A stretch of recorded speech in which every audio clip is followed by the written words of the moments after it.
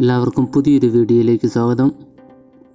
ഇന്ന് നമ്മളൊരു കേടായ കുഴൽക്കിണർ മോട്ടോർ റിപ്പയർ ചെയ്യുന്നതാണ് കാണിക്കുന്നത്.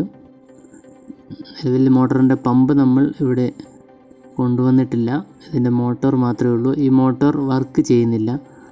അതിൻ്റെ കുഴപ്പം എന്താണെന്ന് നമുക്ക് അഴിച്ചു നോക്കാം.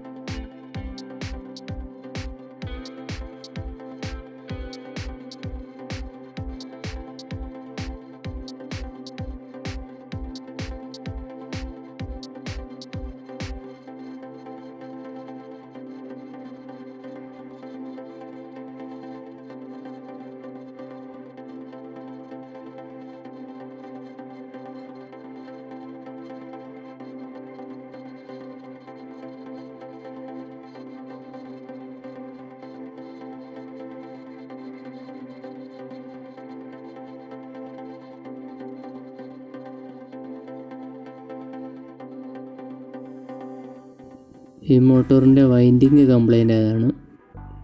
ഇത് നമുക്ക് എങ്ങനെയാണ് റീവൈൻഡ് ചെയ്യുന്നതെന്ന് നോക്കാം. ആദ്യമായി നമ്മളിതിൻ്റെ സ്റ്റാർട്ടിംഗ് കോയിൽ കട്ട് ചെയ്ത് പുറത്തെടുക്കുകയാണ്.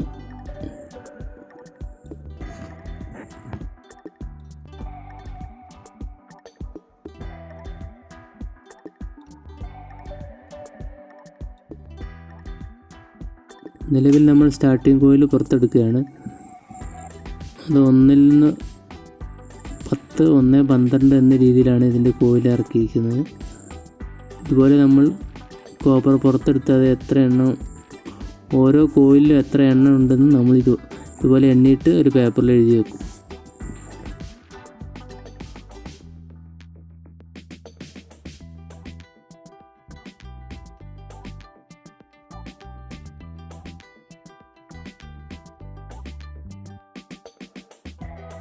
ഇപ്പോൾ നമ്മൾ സ്റ്റാർട്ടിംഗ് കോയിലിൻ്റെ എണ്ണം എഴുതി വെച്ചു. അതുപോലെ തന്നെ റണ്ണിങ് കോയിലിൻ്റെ എണ്ണങ്ങൾ എഴുതി വെക്കുകയാണ്. ഇതിവിടെ 4 കോയിലാണ് റണ്ണിങ് കോയിലിൻ്റെ ഒരു സെറ്റിൽ വരുന്നത്.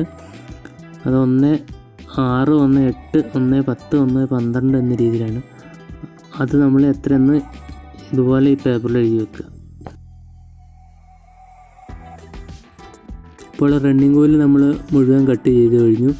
ഇനി പേപ്പർ നമ്മൾ അഴിച്ച് ക്ലിയർ ആക്കിയ ശേഷം നമ്മൾ അഴിച്ച കോപ്പറിൻ്റെ ഗേജ് നോക്കുകയാണ്. നമ്മൾ അതേ ഗേജുള്ള കോപ്പർ തന്നെയാണ് വാങ്ങിയിടേണ്ടത്. മാത്രമല്ല, നമ്മൾ അഴിച്ചെടുക്കുമ്പോൾ അതിൻ്റെ ആ കോപ്പർ എത്രയുണ്ടെന്ന് അളവ് തൂക്കിയ ശേഷം അതേ അളവിൽ അതേ തൂക്കത്തിനനുസരിച്ചാണ് നമ്മൾ പുതിയ കോപ്പർ വാങ്ങേണ്ടത്. സ്റ്റാർട്ടിങ്ങും റണ്ണിങ്ങും വെവ്വേറെ ഗേജായിരിക്കും. അത് വെവ്വേറെ തൂക്കി അതേ ഗേജിലുള്ള കോപ്പർ നമ്മൾ വാങ്ങണം. നമ്മളിപ്പോൾ മോട്ടറിൻ്റെ പഴയ ഇൻസുലേഷനൊക്കെ ഒഴിവാക്കി കളഞ്ഞു. ഇനി പുതിയ ഇൻസുലേഷൻ ഇതുപോലെ കട്ട് ചെയ്ത ശേഷം അതിൻ്റെ സൈഡ് മടക്കി എല്ലാ സ്ലോട്ടിലും ഫില്ല് ചെയ്യാണ്.